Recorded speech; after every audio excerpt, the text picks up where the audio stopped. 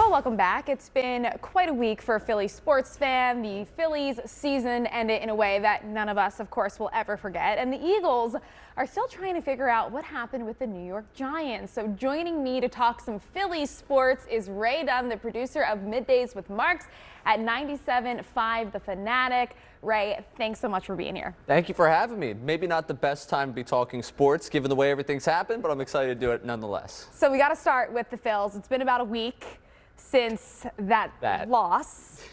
Have we gotten over it? How are you feeling a week later? No, I have not gotten over it. I wear my emotions on my sleeve. I'm all blue today. I mean, I'm still really beaten up over everything that happened. I think a lot of people right now should feel the same about it.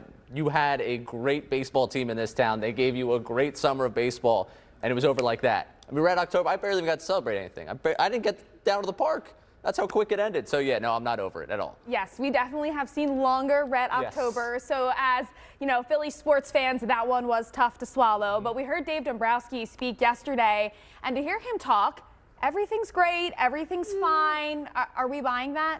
I would love a greater sense of urgency from him, really, is what I wish that we got a sense of, hey, this is going to be a change. We're going to see something new. But really, to me, I understand what he's trying to preach. I understand what he's saying. Like, look, we had a really good ball club when it comes up against the Dodgers in the postseason. That's the team that won the World Series last year. If you're watching them right now, they look like they're going to win the World Series again. You played close with them. I get what he's saying, but it's the fan in me just wants a little bit more. Give me something to believe in, that there's going to be something different at the end of this road, because the last couple of years it feels like we've seen the same story at the end of the season.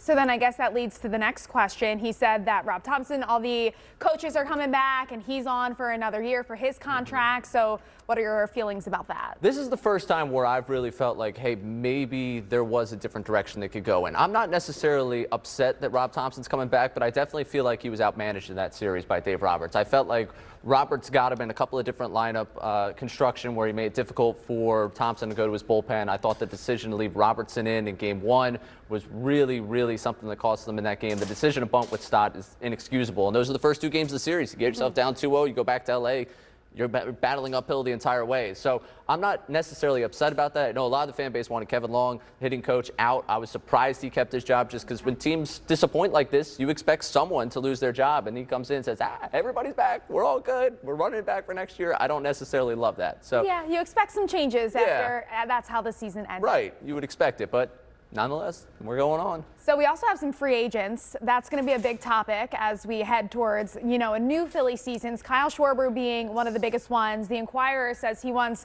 5 years, $30 million per. I'll also sign up for 5 years, 30 per. I'll take that myself. Think it's worth it? It's definitely worth it for him. And the reason I am very cautious about giving a designated hitter 5 years, just at his age, you know, 33, 5 years. You look out down the line where he'll be at that point. You got a lot of guys who are going to age into probably the designated hitter position at some point. But ultimately, if you get him at 30 per, it's going to give you more flexibility to spend this year. And the flexibility to spend this year and capitalize on this window, if you can get it down to 30 million per by giving him that extra fifth year, I think you have to do it. And I don't think we're tired of any Schwarber bombs. We want to keep seeing those at the bank. So let's turn to the Birds now. It's just, as we said at the beginning, it's been tough. So offensively, what's with the recent struggles? Who's the most to blame for those? So offensively, I think you have to look most recently that game against the Giants. That's on Hurts. That's just squarely on Hurts. The interception, missing Devontae Smith deep, that was a game in which was lost by your quarterback. And you could say that knowing that he's a Super Bowl MVP, knowing what he's given you over the last couple of years. But to me, that game was lost by Jalen Hurts. So the bigger picture here, though, is Kevin Patullo and really what they're doing offensively. If you look at where they are in terms of second half scoring in the NFL, they are 26th in the league in scoring in the second half. When teams make adjustments against them, they don't have any answers offensively. And that's a first-time play caller. That's a guy that's still learning how to call plays in this league and to adjust what defenses are throwing at him. But right now, that's their biggest issue. They are not adjusting when defenses throw a counterpunch at them, and they're not able to keep up their offensive output throughout the game.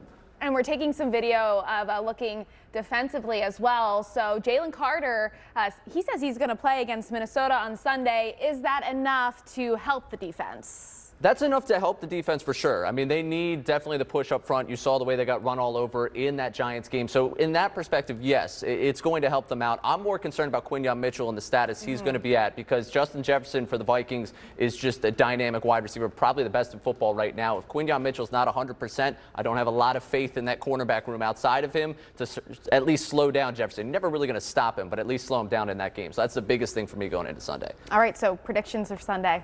We're going to see our old buddy Carson. We know he can turn over the football. I'm going to go with the Eagles. I think first time here, I can't come here and pick against the Eagles. So I'm going to take the Eagles this one. I think Carson with a big turnover. And also watch that Vikings run defense. They are subpar in that. This is the week I think Barkley finally gets going.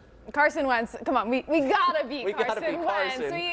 No one can go to work on Monday if we don't beat Carson Wentz. I certainly can. How can people hear you on the radio? How can people follow you on social media? What are all your socials? Weekdays, 10 a.m. to 2 p.m. Middays with Marks on 97.5 The Fanatic, and then Ray Dunne with an E, 975 on both Instagram and Twitter. Ray, it was such a pleasure to have you this Thanks morning. for having me. Thanks for your insight. Appreciate it.